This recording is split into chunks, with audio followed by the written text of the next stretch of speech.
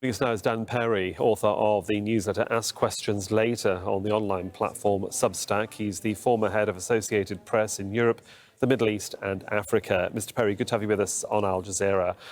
As our correspondent Zaina Khoda said there is an uptick in violence across the border between Lebanon and Israel. Do you think that that is really the modus operandi now for Tel Aviv? Let's just start that front to the north. I think Israel finds itself in a rather difficult situation. You have to, one of the basic signs of intelligence is empathy. Look at what Israel really faces. They have no enmity towards Lebanon. They have no claim on Lebanon. They have no desire to be at war with Lebanon. And from everything I've seen, Israelis generally yearn for the era of peace with Lebanon and with the region. That part of the region isn't hostile to them. So since October 7th or shortly thereafter, they faced unremitting attacks from Lebanon via Hezbollah. And they have more or less acquiesced to that in this tit-for-tat, unwritten rule dynamic, which your correspondent mentioned. Are they escalating it? I think eventually they will, because this has caused 80,000 people to be displaced from the north and is seen by pretty much everyone in Israel, including Israeli Druze and Arabs, and including the Israeli left and peaceniks. It's seen as a complete and total outrage. They understand that Hezbollah, partly taking orders from Iran, finds it profitable to do this for whatever reason. And it's reasonable for friends of the Palestinians to try to create pressure on Israel via the linkage that says, well, we'll stop attacking you if you end the war in Gaza. That leads you to a separate issue about whether Israel should allow Hamas to remain in power in Gaza. Whether indeed too many people in the Middle East want that. If the war in Gaza ends, there are two options. Either Israel turns its attention to its northern border or all hostilities end. We've got the Israeli military saying that, there's very little more, what we're hearing is there's very little more they can do in Gaza. They'd like to turn their attention to, you might say, lowering that rhetoric, lowering that military assault. You've got the politicians saying they do want to focus on Hezbollah. They do want to open that second front. So one wonders, how much of how many cracks are forming within that conversation in Tel Aviv? Many. Israel is a country that has had very rambunctious debate and has a lot of political divisions. And not all the politicians want a second front. Indeed, history tells them from Napoleon onwards, military history, that a second front is generally a bad idea.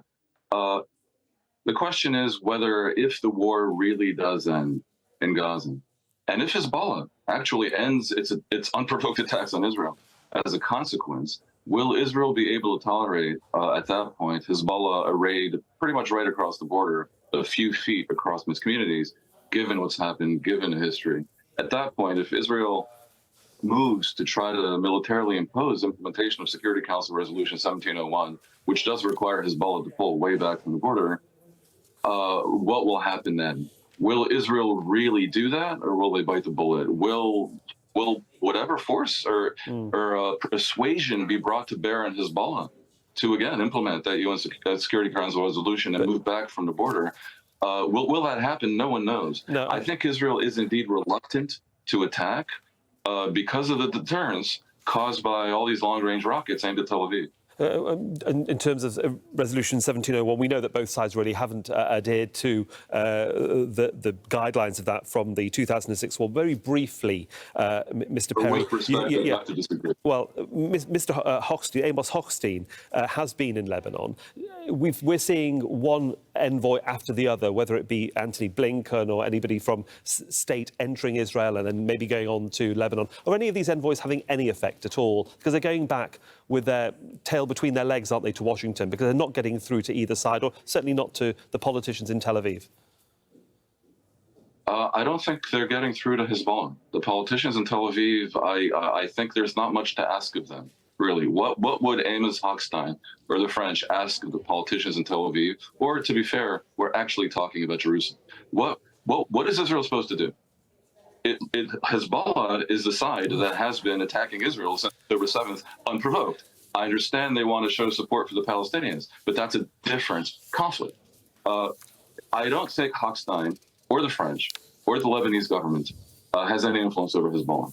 So basically, Israel has been rattling the saber which it knows is unfair. Because when Israel threatens Lebanese infrastructure, they know very well that Lebanon doesn't really control Hezbollah. They know it's unfair. But on the other hand, they also calculate that because Hezbollah is not completely impervious to Lebanese public opinion, perhaps that is one way to cause Hezbollah to be a little bit chastened and maybe deterred. There is a really open question about to what extent the region in the world is prepared to have Hezbollah ruling Lebanon. That gives Lebanon a sort of implausible deniability. It's not our fault, but its territory is being used to attack a neighboring country. That is the essence here. And the side that has to be influenced, I have to say, is clearly Hezbollah. And I know from experience that much of Lebanese public opinion agrees with pretty serious clarity. But Lebanon is currently being occupied by Hezbollah. And what to do with that is a pretty big question that has nothing to do with the politicians and what you call Tel Aviv. OK, let's just see what does then happen over the next few days. But for the moment, Dan Perry, thanks for joining us from Tel Aviv. Thank you.